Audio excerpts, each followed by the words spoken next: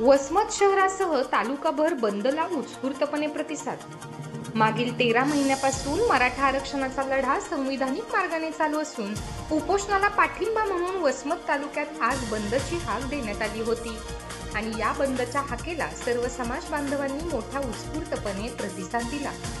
यामध्ये तालुक्यातील मुख्य बाजारपेठ दिवसभरासाठी बंद ठेवली, तर ग्रामीण भागातील शिरड, शहापूर, आंबाचौंडी, कुरुंदा, गिरगाव या ठिकाणी सुद्धा सर्व बाजारपेठा बंद ठेवून सर्वांनी मराठा आरक्षणाच्या पाठिंब्याला उत्स्फूर्तपणे प्रतिसाद दिला व आजचा बंद मराठा या आरक्षणासाठी पूर्णपणे यशस्वी झाला। यामध्ये काही मराठा समाज बांधवांनी आपल्या प्रतिक्रिया सुद्धा मांडल्या। त्या प्रतिक्रिया नेमक्या काय आहेत ते आपण जाणून घेऊयात।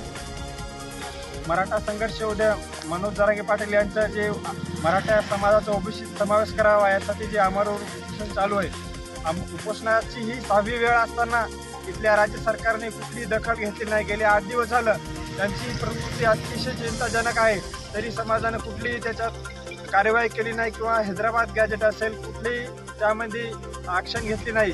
म्हणून मराठा समाजाने आज मनोज जरांगे पाटलांच्या सन्मानार्थ वसमत तालुका बंदचं आयोजन केलं आहे आणि म्हणून चोंडी फाटासह सर्व आम्ही मार्केट या ठिकाणी कडकडीत बंद ठेवून दादांच्या या उपोषणाला पाठिंबा देत आहोत।